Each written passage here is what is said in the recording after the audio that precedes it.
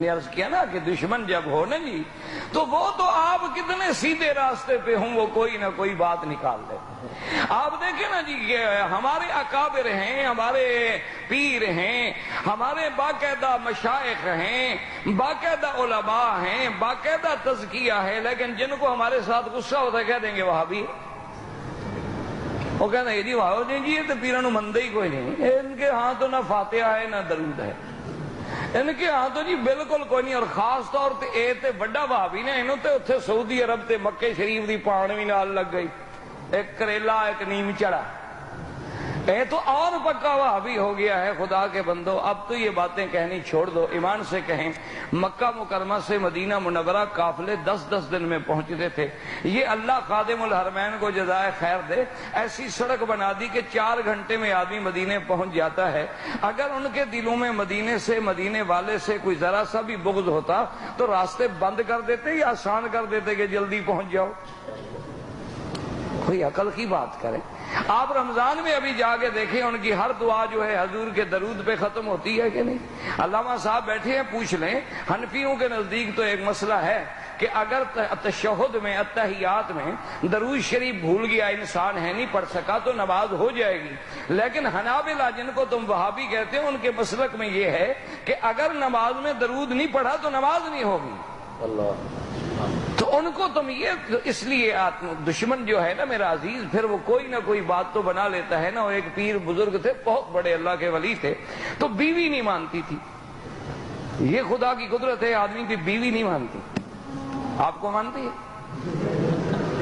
بھائی سے شرم کی کیا بات ہے یار، بھائی ہو اپنے، کون سے ہم کوئی آسمان سے اترے ہیں، ہم بھی تمہارے بھائی ہیں، ساتھی ہیں.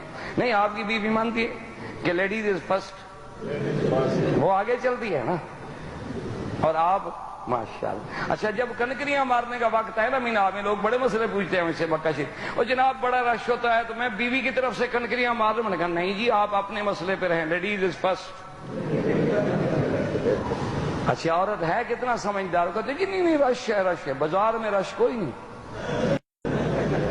میلے پہ رش کوئی نہیں. یہ کرسمس کے دنوں میں جناب کھوے پہ کھوا چل رہا ہے، نہ پتہ لگتا ہے مرد ہے نہ عورت ہے. یہاں کوئی رش نہیں.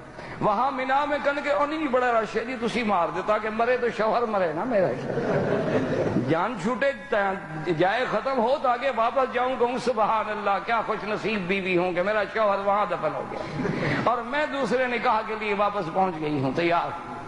تو اس لیے اندازہ کریں دشمن تو بات نکال لیتا ہے. اب جناب وہ ولی اللہ جو تھے، یہ میں ایسے نہیں کہہ رہا بیوی نہیں ماں، اس لیے دیکھیں علامہ صاحب سے پوچھنا انشاءاللہ، قاری طیب صاحب سے کبھی پوچھ لینا. اور آپ بھی جانتے ہیں میرے مدنی کو جب نبوت ملی غار میں، نبوت کہاں ملی؟ ہاں جی. اور صدیق کہاں ملا؟ نہیں سمجھ آئی بات؟ میرے مدنی پہ جبریل کہاں اترا؟ تو جبریل آسمان کا وزیر ہے، وہ کہاں ملا؟ غار میں. اور صدیق زمین کا وزیر ہے، یہ کہاں کٹھے ہوا؟ غار میں. ایک وہ بھی غار اور ایک یہ بھی غار اور ایک تیسری غار ادھر ہے. یہ بھی یاد رکھنا.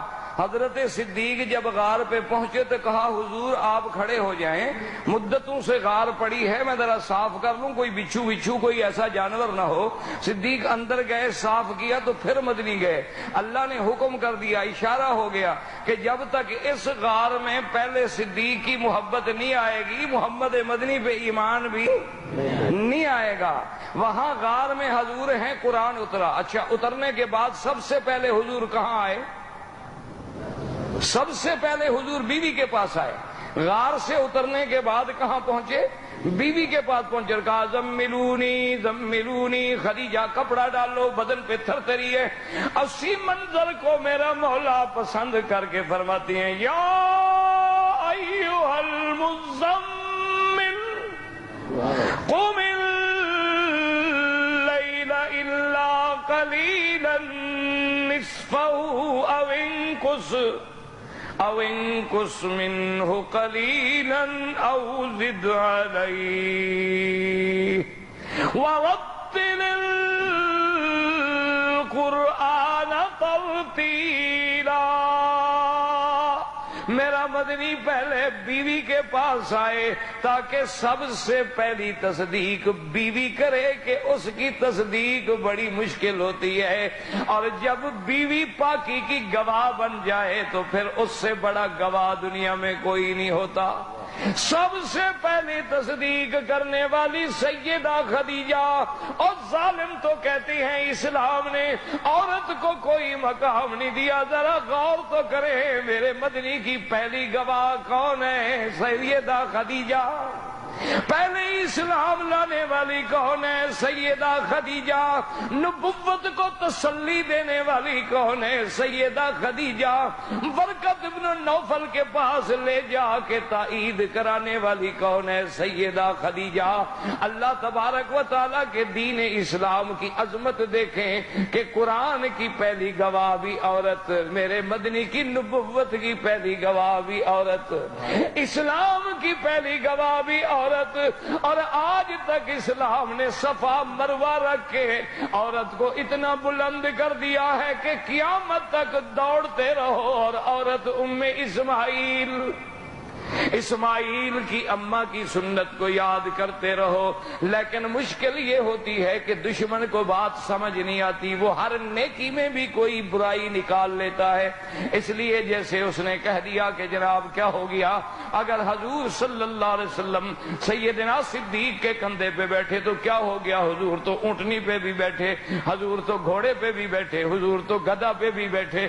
لیکن اللہ اکبر، اس کو جب سمجھایا گیا کہ بات سمجھو، ہم نے کہا ظالم اعتراض کرنے والے تم ٹھیک کہتے ہو، لیکن ہمارے عقیدے کو سمجھ لو کہ حضور جس اونٹنی پہ بیٹھے ہیں وہ ساری اونٹنیوں کی سردار ہے، حضور جس گھوڑے پہ بیٹھے وہ سارے گھوڑوں سے افضل ہے، حضور جس گدھا پہ بیٹھے وہ ساری دنیا کے گدھوں سے افضل ہے، اور حضور جس بندے پہ بیٹھے وہ بندہ بھی ساری دنیا کے بندوں سے افضل ہے۔